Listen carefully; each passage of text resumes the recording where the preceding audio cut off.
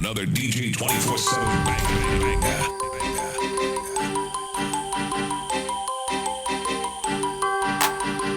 JROK Radio, Gospel Word. All across the globe, you're rocking with the hottest DJ in the land, DJ Pogo, along with the Jump Out crew. What's going on, y'all? It's your girl, Ebony J, back once again for Industry Tuesday. Industry Tuesdays, baby. Yeah. Yeah. DJ Smoke One, man, the realest DJ ever, man. I'm ready to hit y'all with the Smoke's Black Box. Been real? Been real. Already.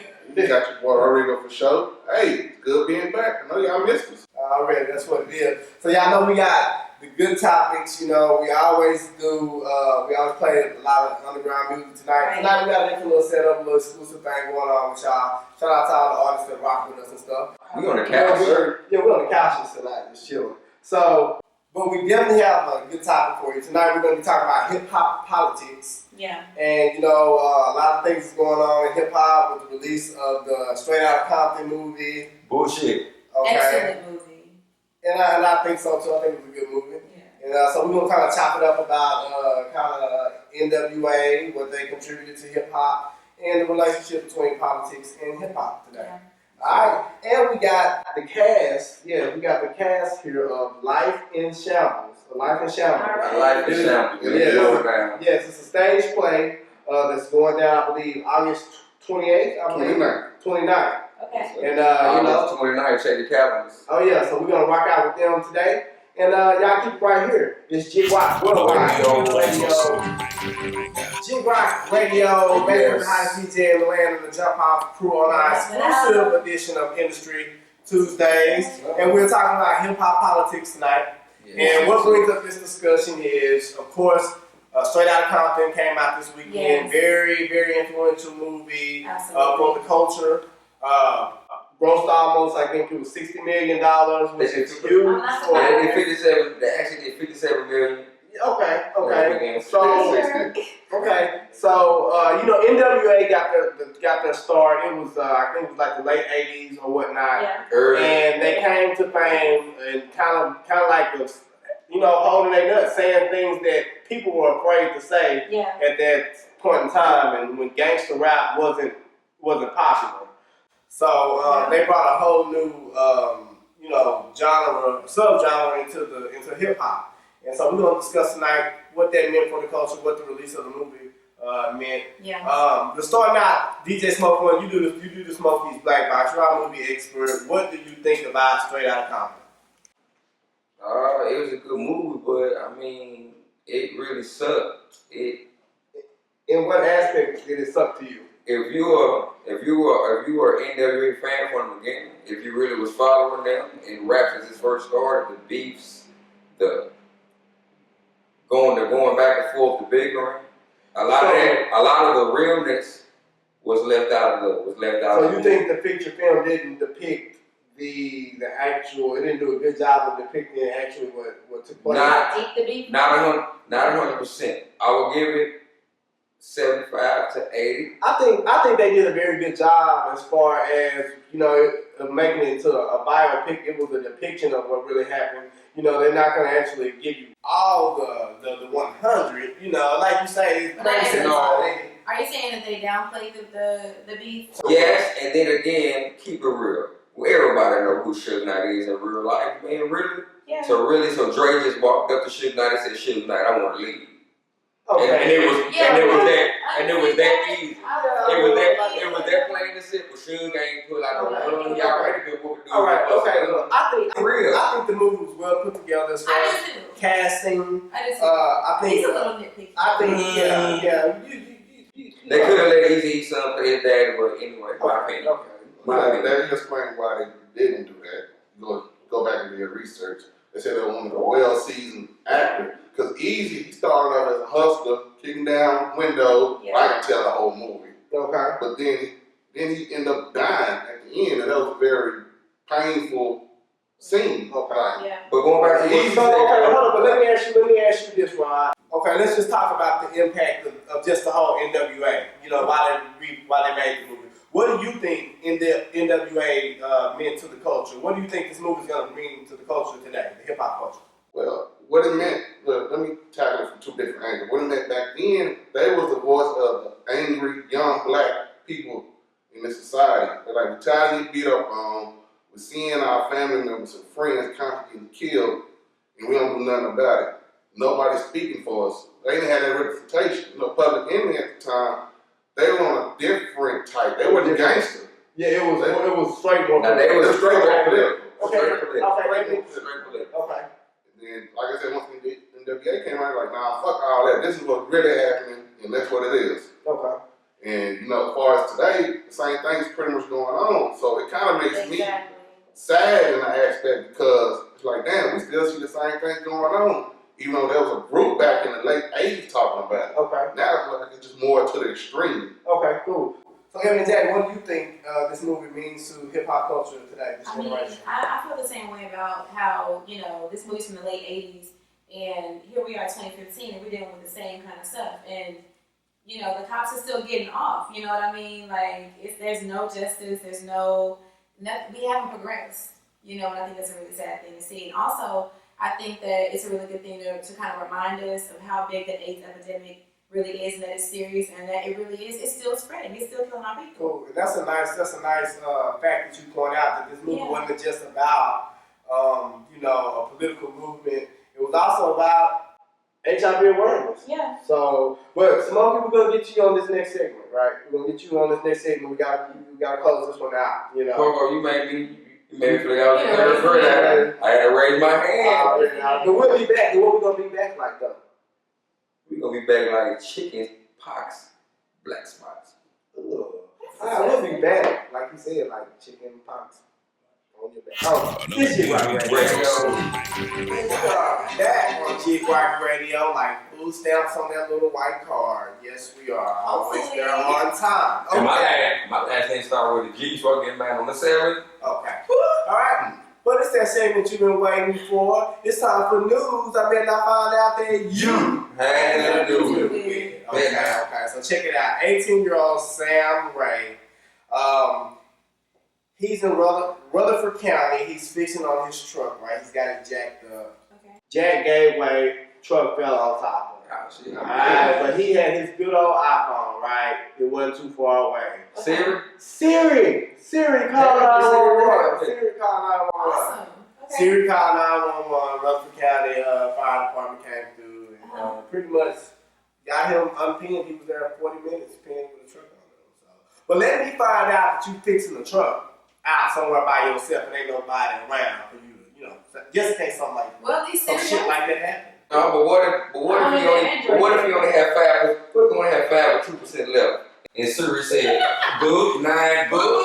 Boop. All right, check it out. All right. In other news, I bet I found out you had nothing to do with. All right. You're a teenager, right? You and your homeboy, y'all get this wild idea that we're gonna go rob a convenience store with a machete, right? Ooh, all right. machete. So y'all run up in the convenience store with the machete, right? But little did you know that the store clerk, Jawad, he up. I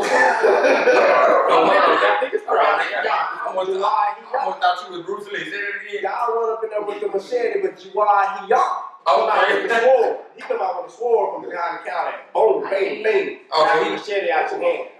So he killed Bill?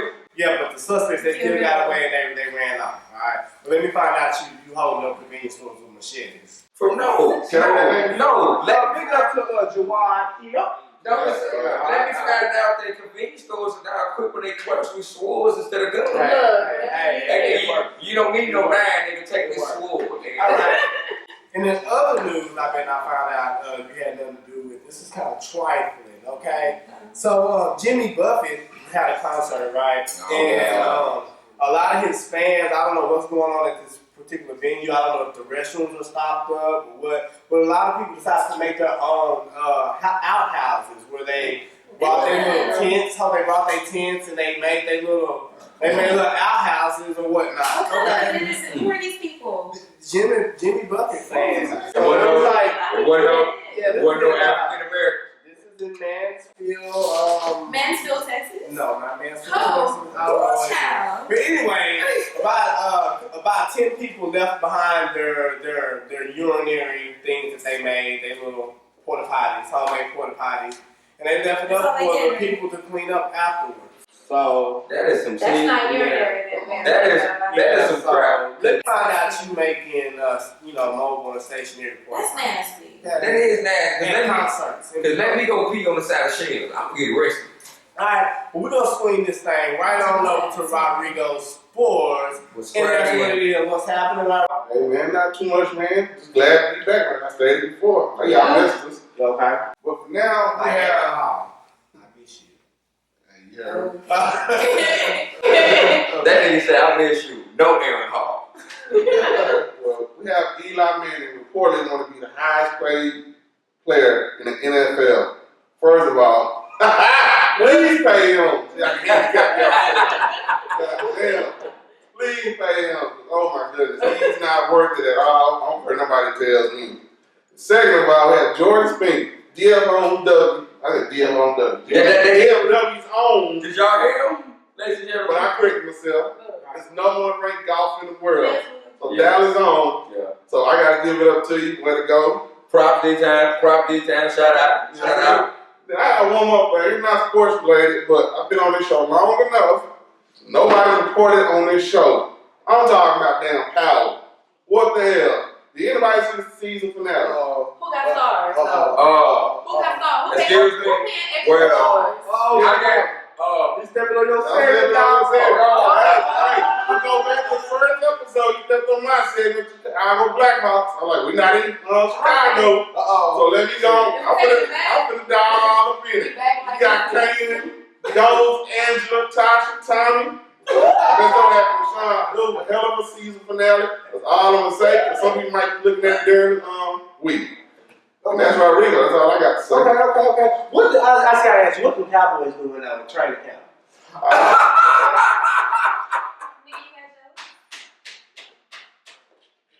I don't understand the laughter, but we lost San Diego 7-7. But preseason, once I started and played, What did you ask? Dan Brown is nicked up, but I'm not too concerned about that. You know, hey, I would tell you what I did. What you just asked? I didn't ask them what the fuck ass Burns was doing. We'll be right back with Smokey's Black Box. I'd rather be a bear than a cowboy.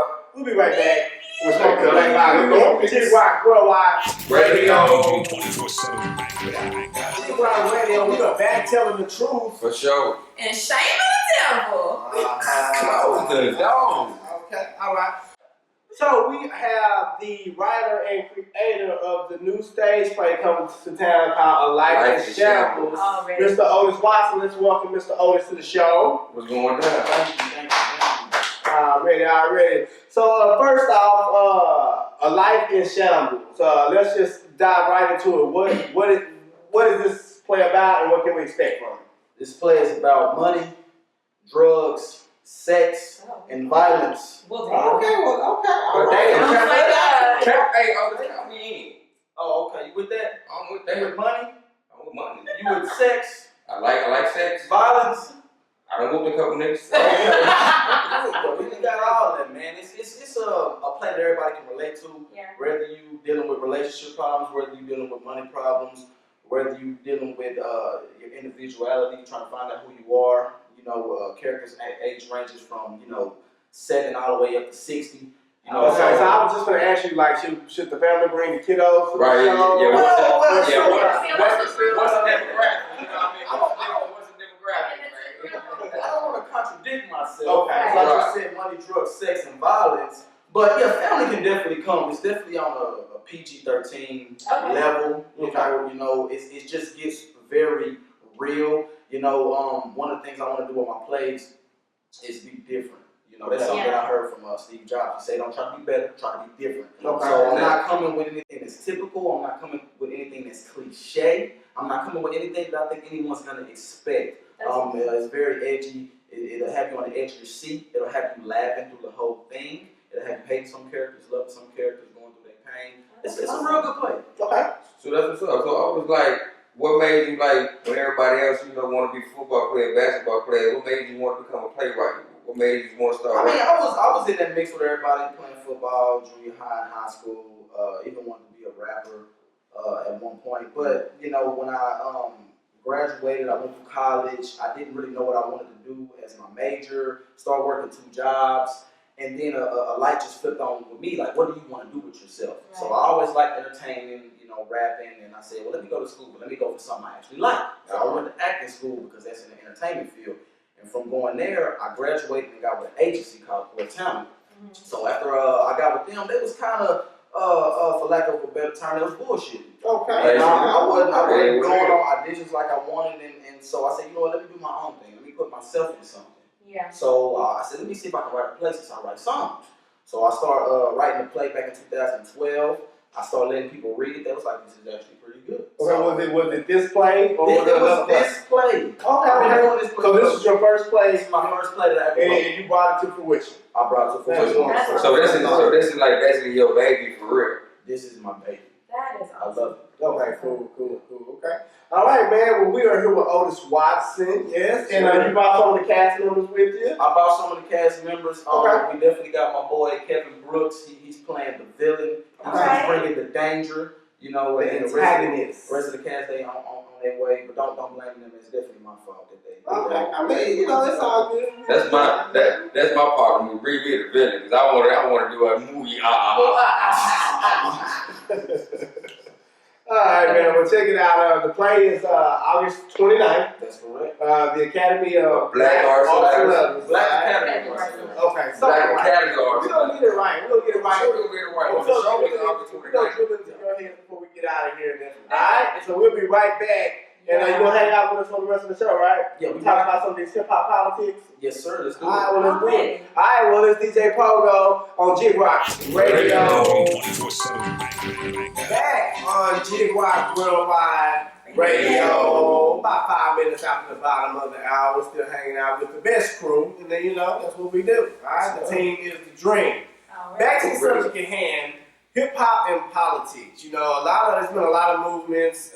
Hip hop has been tied in a lot of different ways to politics. Right. You had the Vote or Die campaign when before Obama when he was running. You had the likes of Puffy and Russell Simmons, Yeah. kind of urging people to get out and vote and things of that nature. Okay, that was a positive thing. We had more things that were kind of more controversial. Like NWA. And Ebony, we was on our way here, and you was telling me about some lady named Dolores Tucker, and like who? He was a mother. Yeah. And what did that whole sentiment of Dolores Tucker come from? I think it was an issue about him calling, or rappers calling women bitches and hoes or whatever. Okay. You know, saying that young people shouldn't be listening to him. Okay. And did you have some insight on who Dolores Tucker is and what her significance in hip hop is?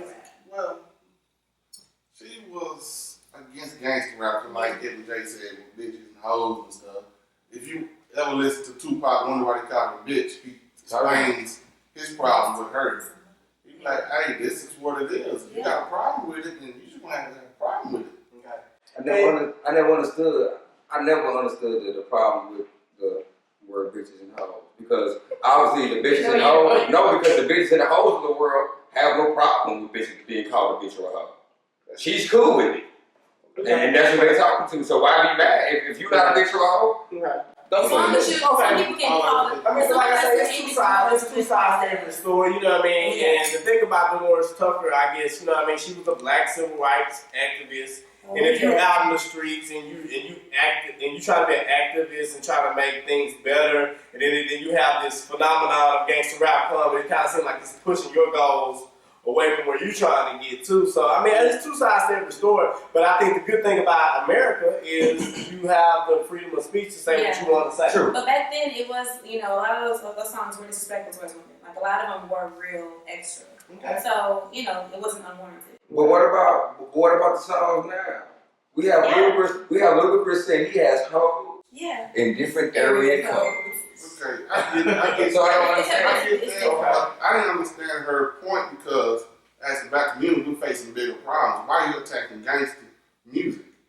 All they are is just kids expressing what they're going through in their community. And that's kind of what Ice Cube portrayed in the movie Straight Outta Compton. He was saying that I'm a journalist just like you.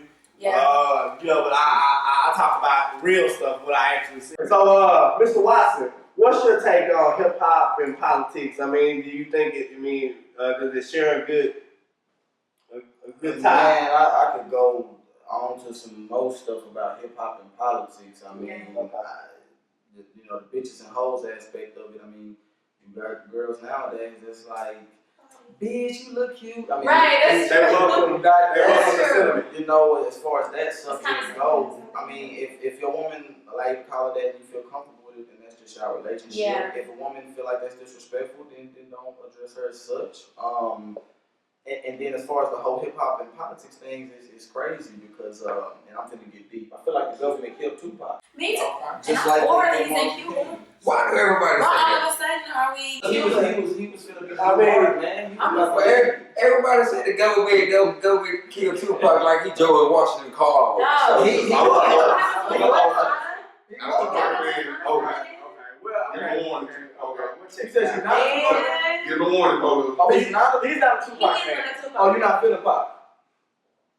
Everything before It's not necessarily everything. like when my homies call, all I want to do is a soldier. I like that pop. Well, check it out. All I right. ain't Well, talking musical pop. check it out.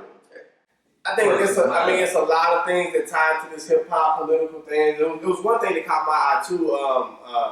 Minister Farrakhan, Louis Farrakhan, he did an interview and he was just talking about how hip hop artists today and rappers are really like the modern day prophets because like they share a lot. They have a lot of influence over the culture. Yeah. A lot of these people that share the stage and stuff, they have huge influences and they're role models to a lot of these people. You know, and the people look up to them, so they have huge power to make political change.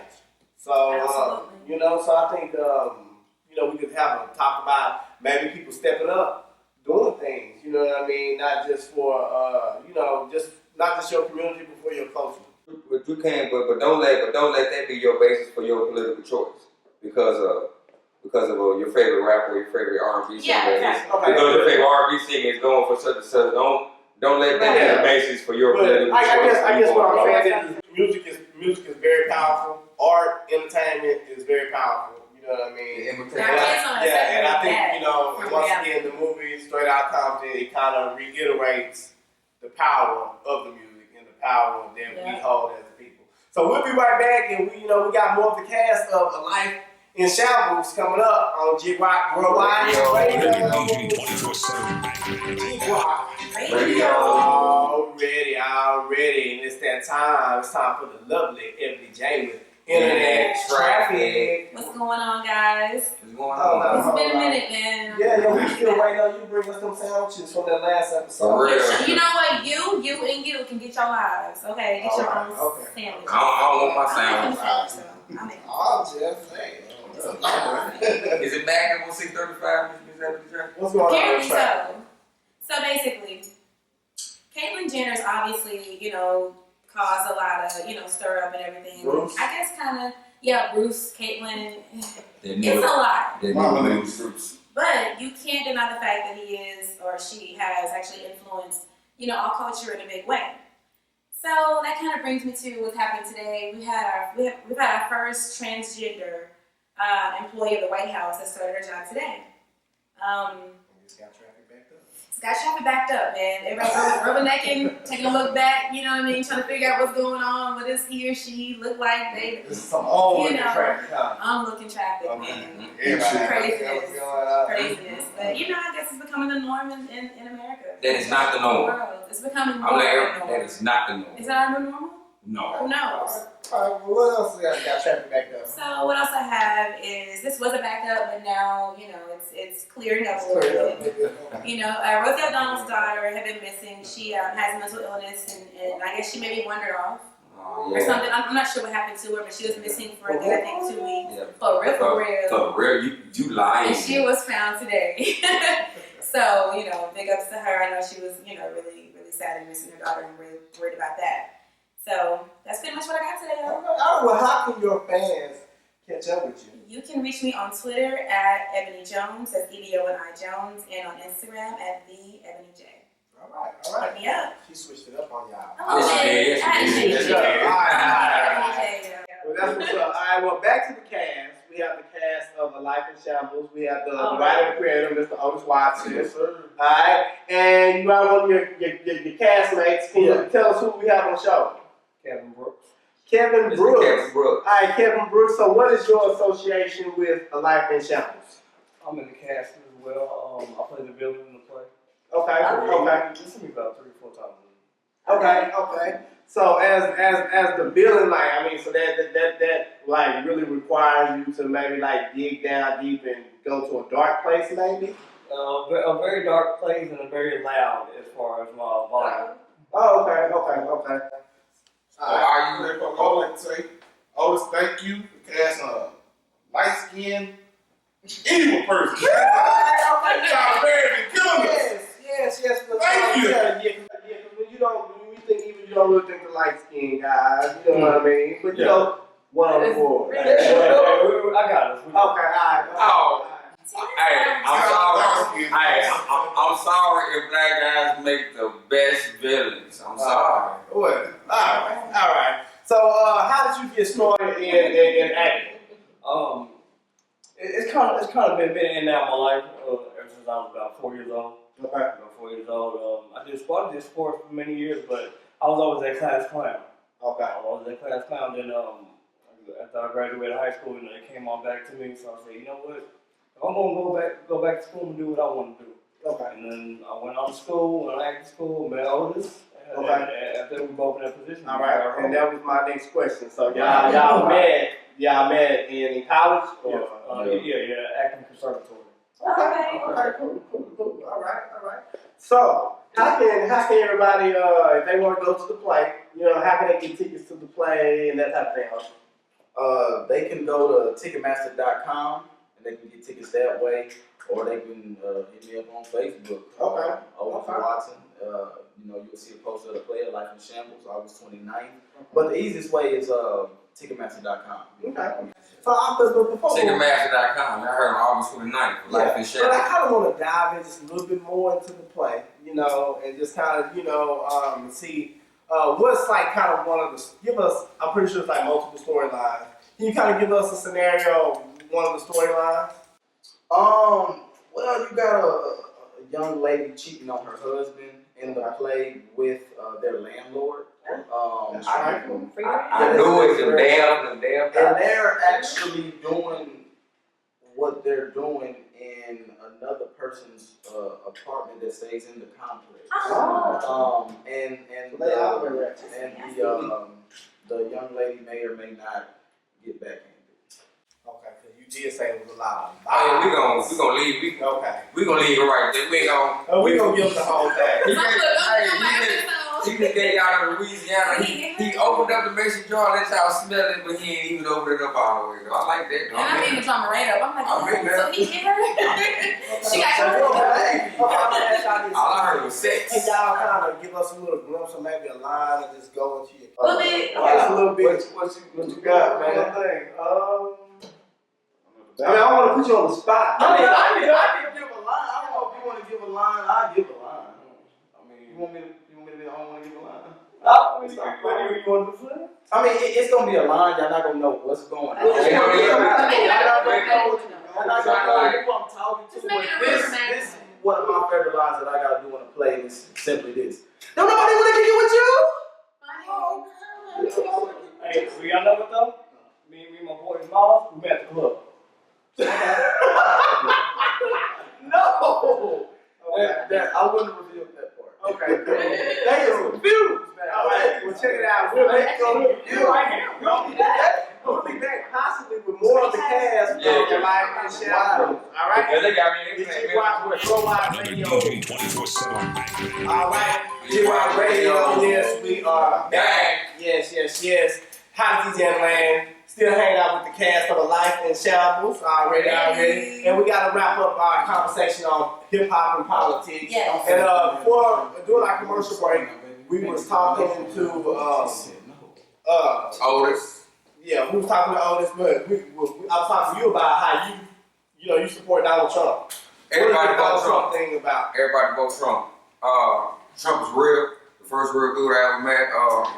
He said what's on his mind. It's like everybody else, people pulling their strings to tell them what to say. It's like you don't know what to do or say. He said it was on his mind, and he mean it, and he mean what he say. Okay, right. So basically, what Smokey saying, any idiot can run for office. Basically. No. Sound like a fucking idiot to me. Well, hold on. Any idiot with $5 million that can support their own campaign, yes. Because any idiot ain't got Donald Trump money. And then I what? don't mean to go with his money. All right, But check it out. what he says. Okay, check it out. Emily J, final thoughts on hip hop and politics and what you know, and the, I think honestly, like I believe that life reflects art here, and we just need to basically get our act together. Now that we have some sense is no longer common, so we can't call it that anymore. And maybe our songs will change. okay, all right, cool. All right, well, we'll just wrap it up with that. We're gonna head back over here fast. A Life In Shambles. So we got a lot of new people that's gonna show up. We're gonna go around real quick. So what's your name? I'm the Jaron Clark. Alright, and is that your character in this? My character, Mr. Green. Oh, Mr. Green. Mr. Green. So tell us a little bit about Mr. Green. What is Mr. Green in the play? I'm the landlord. Mr. Green. I kind of messed up everything, man. Oh, okay, okay. So back here, who do we have? My name's Renita Fish. I play Kiki.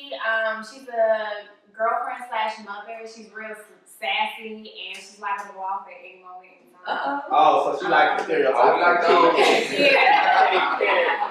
Alright, okay, we get it. Alright, who we have over here? My name is Quita and I play Tracy. I'm a mischievous wife. Okay. Yeah. Okay. The friend. Hold on, say that into the camera. You the what? You the mischievous? Mischievous wife. Okay, alright, that's what it is. Alright, who we got back here?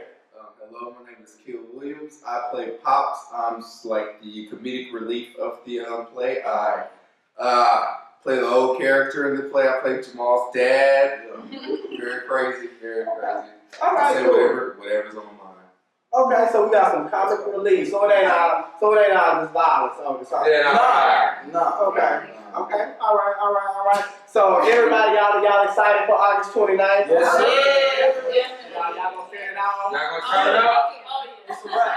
Okay, all right. So once again, how can when is the show? August How can 29th. everybody get their ticket? Man, it's August 29th. We got a 5 o'clock show. We got an 8 o'clock show. We have the Black Academy of Arts and Letters. That's downtown Dallas. You can get your tickets at Ticketmaster.com. Come holler at us. Okay, and y'all got any like social media links that people can hit y'all up on real quick? Just give them out into the camera real quick.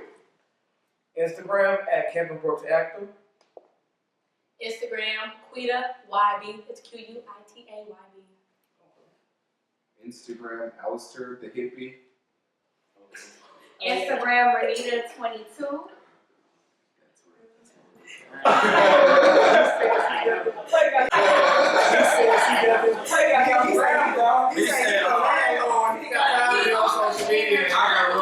I gotta collect my money. We'll be right back on service announcement on politics and hip hop. We'll be right back. JROK Radio, back with the hottest DJ in Atlanta, and I am smoking. Yes, it has been a wonderful show. Industry Tuesdays going down as always. For sure, man. Y'all think we had a good show? For sure, man. Excellent show. Great show. Great chance of a new play, A Life In Shambles, August 29th.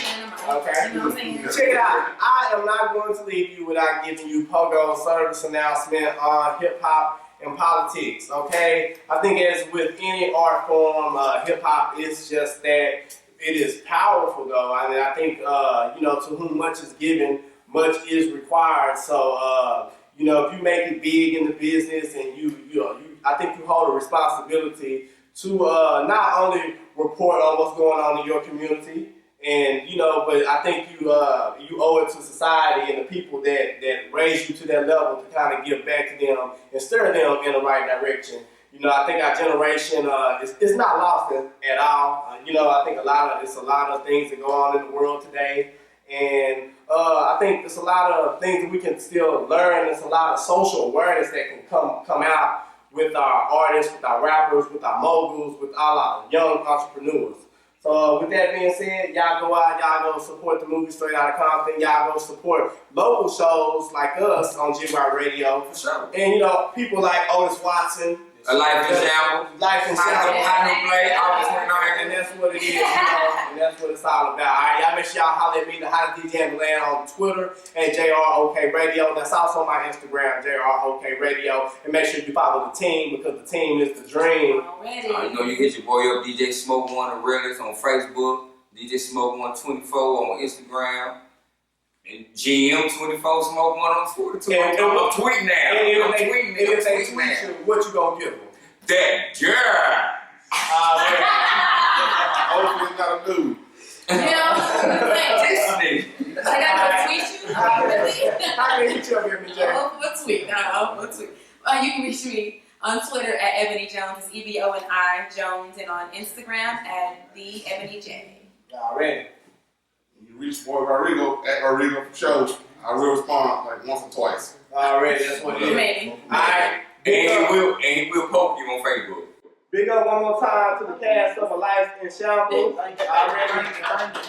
Going down at the Academy of Black Academy of Arts and Letters. August 29th. August 29th. Downtown Dallas. Get your tickets on Ticketmaster. Tickets available on Ticketmaster. August 29th.